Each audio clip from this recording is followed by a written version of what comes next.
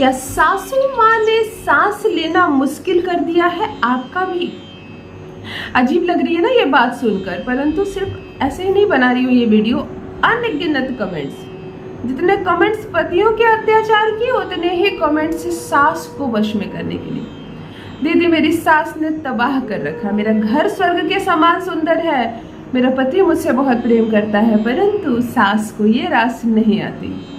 सास किसी कीमत पर मुझे मेरे ससुराल में नहीं बसने देगी, उन्हें बस मैं कैसे करूं? महिलाओं की तो बात छोड़िए, मेरे कुछ पुरुष भाइयों ने लिखा है कि मेरी सास ही है जो फोन कॉल कर कर के मेरा घर बिगाड़ रही है, मेरी पत्नी को मेरी होने ही नहीं दे रही, मेरे घर को उसे बसाने ही नहीं दे रही, वो अपनी मुट्ठी में रखती है मेरी पत्नी को। प्लीज माँ कोई ऐसा उपाय बताइए कि मैं अपनी सास को अपने वश में कर सकूं। बहुत सारे भाई बहनों की ये बात सुनने के बाद आज एक सरल उपाय बताऊंगी। अजीब लगता है ना, सास तो माँ होती है, हर लड़की को शादी के बाद एक और माँ मिल जाती है। एक माँ घर में होती है और एक माँ शादी के बाद मिलती है। फिर माँ ही मुसीबत क्यों बन जाती है इस गृहस्थी की, जो आरती उतार कर तुम्हें अपने घर लाती है और कहती है तुम ही मेरे घर का भविष्य हो, तुम लक्ष्मी हो, तुम संतान देना, मेरे बच्चे का ख्याल रखना, मेरे बेटे के जीवन को तुम संवारना, और फिर वही तुम्हारी खुशियों की दुश्मन हो जाती है। पति यदि तुमसे बहुत ज्यादा प्रेम करने लगे, बहुत ज्यादा बातें करने लगे, हर जगह वो तुम्हें अपने साथ ले जाना चाहे, जीवन में यदि वो तुम्हें बराबरी का मौका देने लगे, तो सबसे पहले सास को बुरा लगता है। वो हमेशा चाहती है कि मैं मालकिन थी और अभी भी मैं ही मालकिन रहूं और भविष्य में भी मैं ही मालकिन रहूं, जो संभव नहीं है। परंतु इस सत्य को वो समझ नहीं पाती है। उनकी सोच अपनी जगह अच्छी है कि बहुत लंबे समय से वो एक गृहस्थी को चलाती आ रही है और वो एक मालकिन है अपने घर की। एक एक चीज उन्होंने ही तो संवारा है, एक एक चीज उन्होंने जोड़ा है।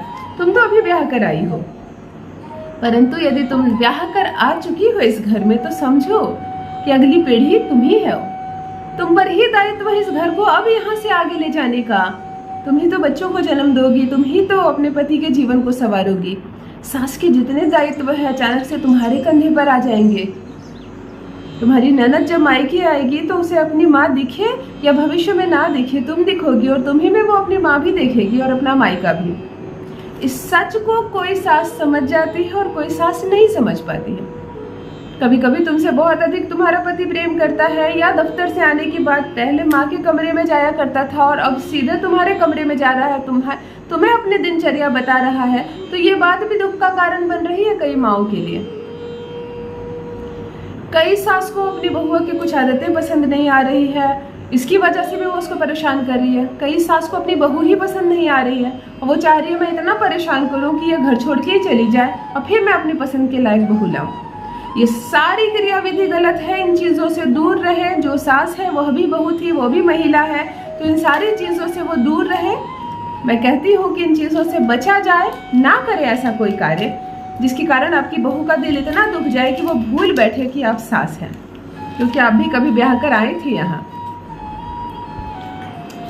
चलिए आज एक ऐसा अचूक उपाय बताती हूँ कि सास कब आपसे स्नेह में माँ बन जाएगी पता ही नहीं चलेगा। कब आपकी सास आपकी इतनी परवाह करने लगेगी कि आप भी उनके बिना नहीं रह सकेंगे और वो भी आपके बिना नहीं। कुछ क्रूर सास के बारे में बता रही हूँ, यह भी अपने कमेंट्स पढ़कर ही बता रही हूँ कि कुछ क्रूर सास बहुत ज़्यादा क्रूर है और इतनी क्रूर है कि वो अपने बेटे के माध्यम से ही अपनी बहू को चाहे मार खिलवा रही है, चाहे अपमान करवा रही है, चाहे मायके बार बार भेज देती है, लाने से मना करती है, यहाँ तक कि फ़ोन कॉल उठाने के से भी मना कर रही है। तो ऐसी जो ढीठ सास है, चलिए उनको भी वश में करते हैं। बहू को कुछ नहीं करना है, कहीं बाहर नहीं जाना है। एक बात बताती हूँ, यदि सास बुरी नहीं है तो बहुएं संभल जाइए, कभी भूल कर भी कोई इस उपाय को यूं ही ना करने लगे। यदि सास समझती है आपको प्रेम करती है और आप बदमाशी कर रही हैं उनके साथ, तो आप यह प्रयोग ना करें, वरना उल्टा असर होगा और उल्टा आपको ही खामियाजा भुगतना पड़ेगा। परंतु जब सास के कारण दाम्पत्य सुख नहीं मिल रहा आपको, तब आप यह प्रयोग करें।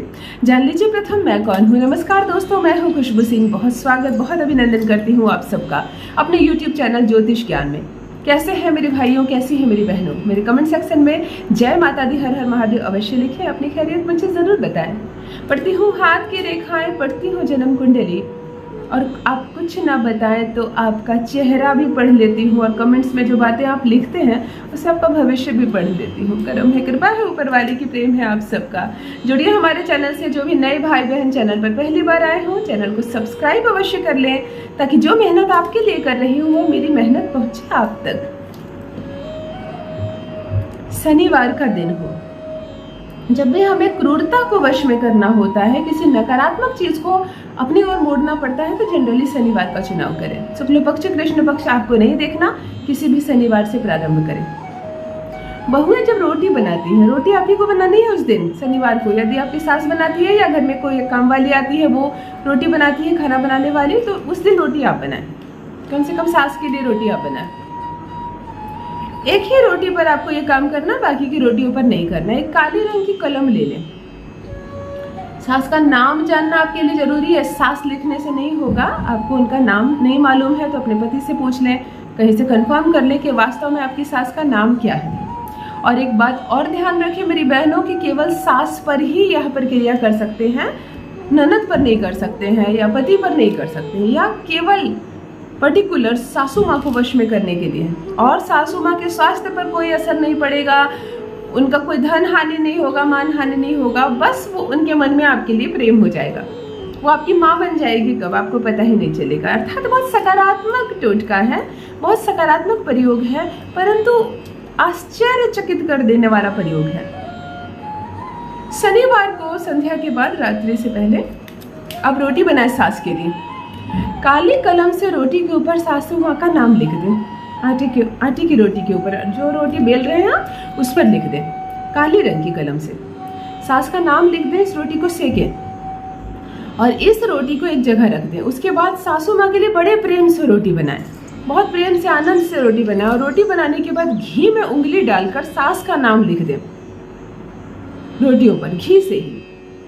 इन रोटियों को आपको सास को परोसनी है, परंतु जो काली कलम से आपने सास का नाम लिखा है जिस रोटी पर, उसे सेका है आपने, इसे आपको काली कुतिया को खिलानी है।